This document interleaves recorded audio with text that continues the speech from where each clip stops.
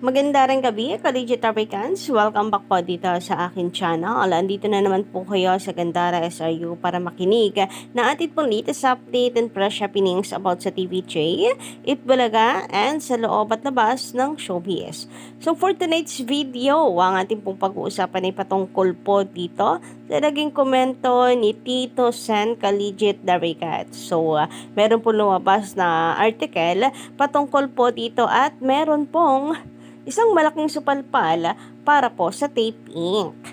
And bukod din po dyan, natin din pong pag-uusapan ng patungkol po sa pinaka-iniintay ng lahat, ang statement po ng GMA Network at ng Tape Inc. Hinggil po sa pagkawala ng tahanang pinakamasaya, kung ano po ang kanilang ipapalit dito at ano po ang mangyayari sa Tape Inc. Tuluyan na bang mawawala sa noontime or magpapahinga lang for rebranding.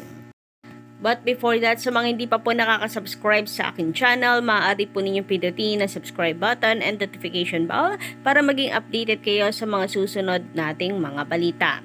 And para nga po ngayong gabi, unahin po natin pag-usapan ng patungkol sa pinaka-inaabangang statement ng tahanang pinakamasaya or Tape Inc. at ang GMA Network na kung saan na to according to Attorney Maggie, maglalabas ng joint statement ang dalawa. Pero mukhang until now, hindi pa rin sila tapos sa pag-uusap, sa negotiation, sapagkat wala pa rin pong nilalabas na statement, walang handa pong statement ng GMA at Tape Inc. So biglaan nga kayang decision ito ng GMA Network para hindi po mapaghandaan ka-Legit Africans.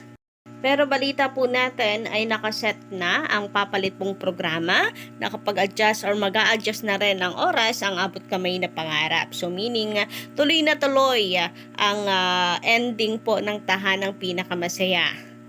Ang question mark na lang is ano ang magiging kapalit nito? Under pa rin kaya ng Tape Inc. or under pa rin ng mga halusos, hindi na nga lang Tape Inc. ang pangalan? Kasi bakit nila kailangan tanggalin ang kanilang Facebook, ang kanilang Instagram, ang kanilang Twitter account? Or solo production and produced ng GMA Network ang magiging bagong noontime show? Or baka naman joint na rin silang dalawa sa pagiging producer. Anyway, since ngayong araw pinag-uusapan po ang pagkatalo ng taping sa Court of Appeal sa kanila pong apela, then itong nakaraan, ang tuluyang pong pagpapaalam or pamamaalam ng tahanang pinakamasaya na kung saan ay nagbigay na nga po ng madamdaming last message. Itong sila Isko and Paulo Coentis ang tinuturing pong poste ng naturang noontime show. Closing speech pala, sorry, para ang sakit naman pakinggan ng last message. Closing speech nila sa tahanang pinakamasaya. Iniintay po ng marami ang reaksyon ng TVJ patungkol po dito. So sabi ko po kanina, is baka hindi na magbigay ng opinyon na ang TVJ kasi knowing them, napaka-humble po nilang mga tao. So, hindi naman siguro nila pagmamayabang yan, ka-Legit Africans. Pero mukhang tama na naman ako sa hula ko.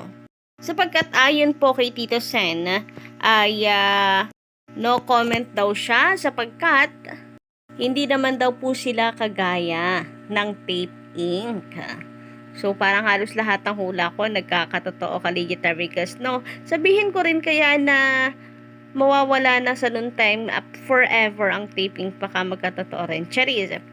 So, ayon po dito sa ulat, Tito Soto, deadma sa pagkatsugi ng tahanang pinakamasaya by Ralph Mendoza, March 6, 2024.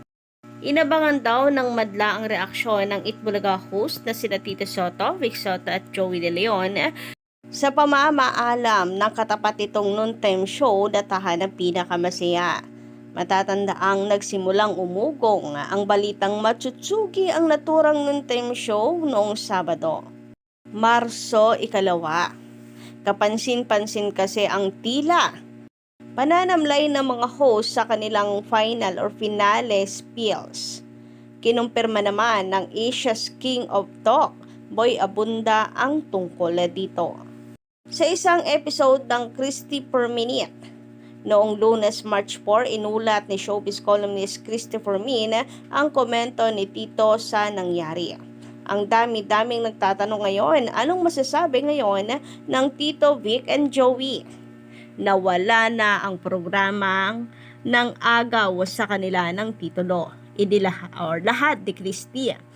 Alam mo, isa lang ang sabi ni Tito Sen, I'd rather not comment. Hindi naman kasi ako katulad nila. Totoo naman yon.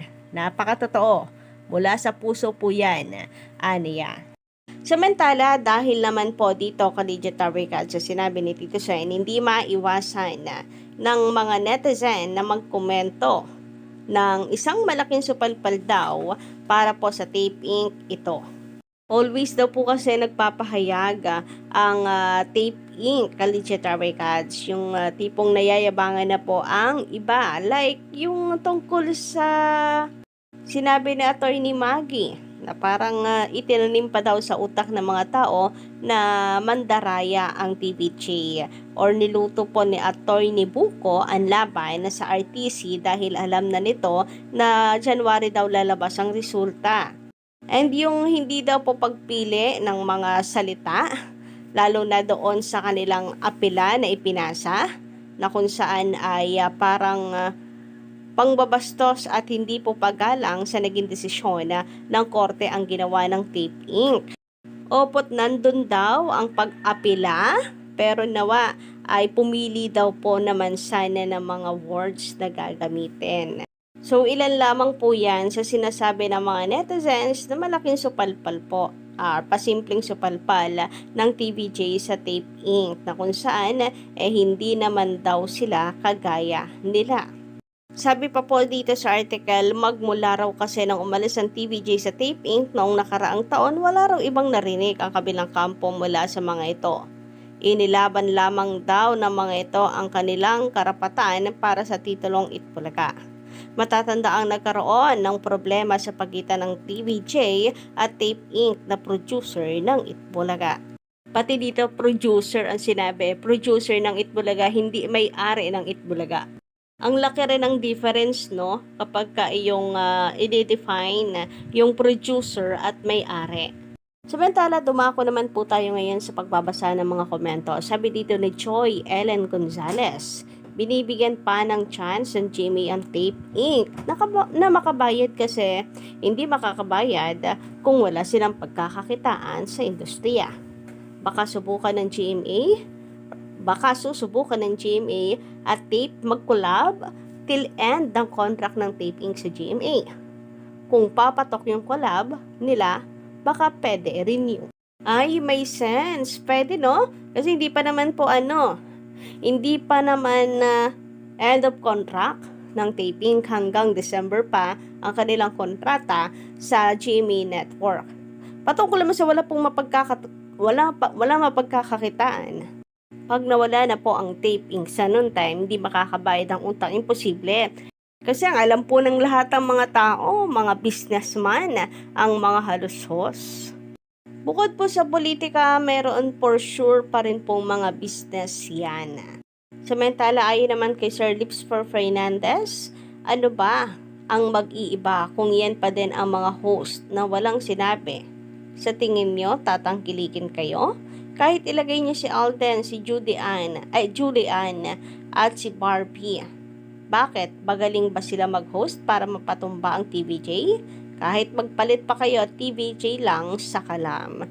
So, Alden, Julian, Barbie, para mga all-out Sundays na po ito, host, no? Di kaya maging all-out weekdays po ang kanilang palabas niyan. Nung nakaraan, puro mga bubblegang host. Ngayon naman, all-out Sundays, kung totoo ang chika ni Procnoy. Sabi naman ni Sir Arsenia Dula, magandang gabi yan. Kawawa naman ang GMA, ay di na nila alam kung ano o sino ang itatapat sa Itbulaga dahil alam nila na di nila matatalo ang IBI kailanman. So, how sure nga kaya ang GMA Network na kapag kagaya ni Alden Richards, mga big stars po nila ang kanilang ilalagay na mga bagong new set of host, magiging mabenta at mapapataob po ang TVJ. Well, siguro, hindi naman siguro sa pagiging number 1 agad ang kanilang target. Baka po, yung makahabol man lang sa ratings kahit po mga lawa, umangat ang number 1 paminsan-minsan, siguro ganon. Kasi ayon po talaga sa mga netizens, imposible na forever mapataob nila ang Eat Bulaga ng TVJ. Sabi naman ni Mels Kia, malamang makancel culture yang si Alden. Alam na this, go ahead. Di naman siya kawalan sa TVJ. Well, ako para sa akin, nakakalungkot bilang isang Aldenatics then of course, nakakalungkot kung makakancel culture si Alden. Pero wala namang magagawa kapag ganon ang nangyari, kapag siya talaga ay pumayag, tinanggap ang offer, Collegiate Records, kahit alam niya na ito ay magiging under pa rin ng taping, kahit hindi, sabi ko kahit hindi magiging under ng taping, katapat pa rin kasi ito ng Itbulaga. Makakancel at makakancel culture si Alden Richards. Yun lang nakakalungkot, bagay na hindi na po natin kontrolado. Pwera na lang kay Alden Richards. Kaya naman po niya yung tanggihan. So, tanggihan na lamang niya kung sakaling true ang chika. Anyway, yun lang po ating update sa gabing ito. Don't forget to click the subscribe button and notification bell para po sa iba pang mga balita.